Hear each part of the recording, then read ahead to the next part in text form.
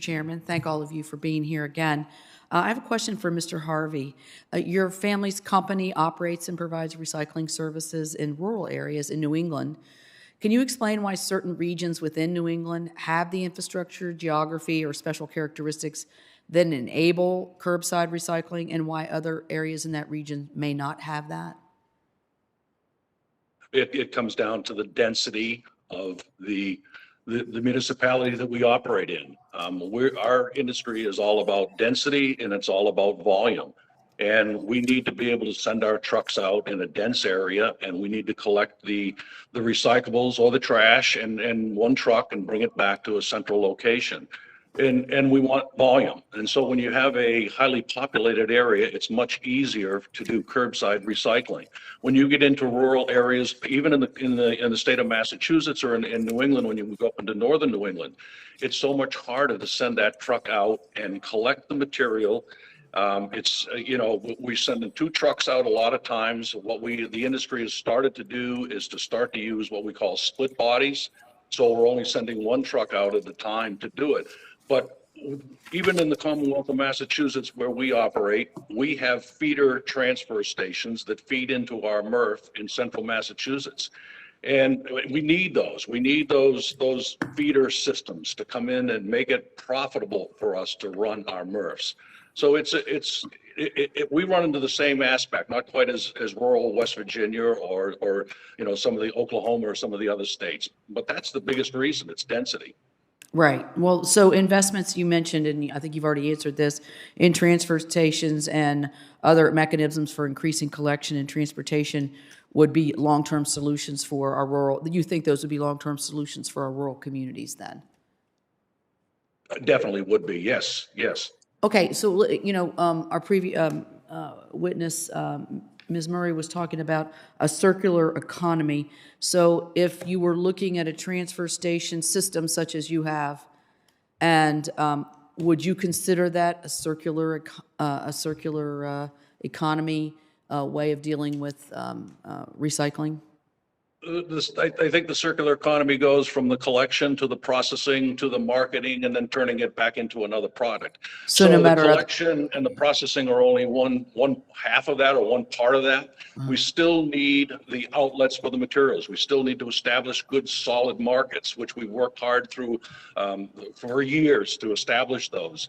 We need to be able to collect the materials, but at the end of the day, we need to be able to ship them out to consumers wherever they may be, domestically or export, wherever that market is. Are those markets, closing the whole loop. Yeah. Are those markets increasing for you now, or are they static, or what is the state of the aftermarket after the process?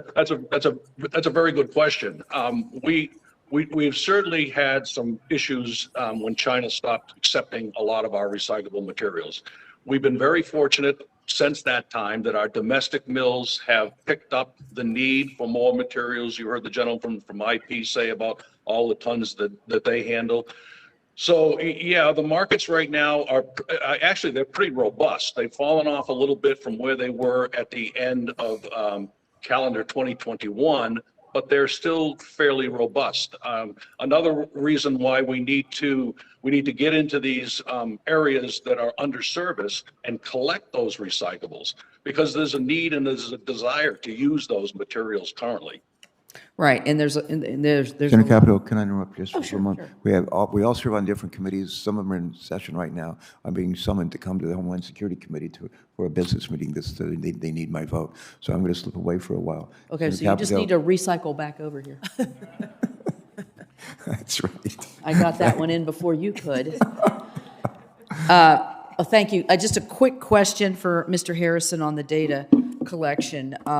The most recent Recycling Economic Information Report from EPA was released in November 2020, but it was relying on 8-year-old data from 2012. I mean, I know in my own community, the ebbs and flows of recycling have been very apparent, a lot of it depending on the age of the facility that can recycle, the will of the municipal government, the available funds, the participation of the residents, all kinds of things. If this legislation were to become law and improve EPA's recycling data, what insights do you think would be able to gain from analyzing this data?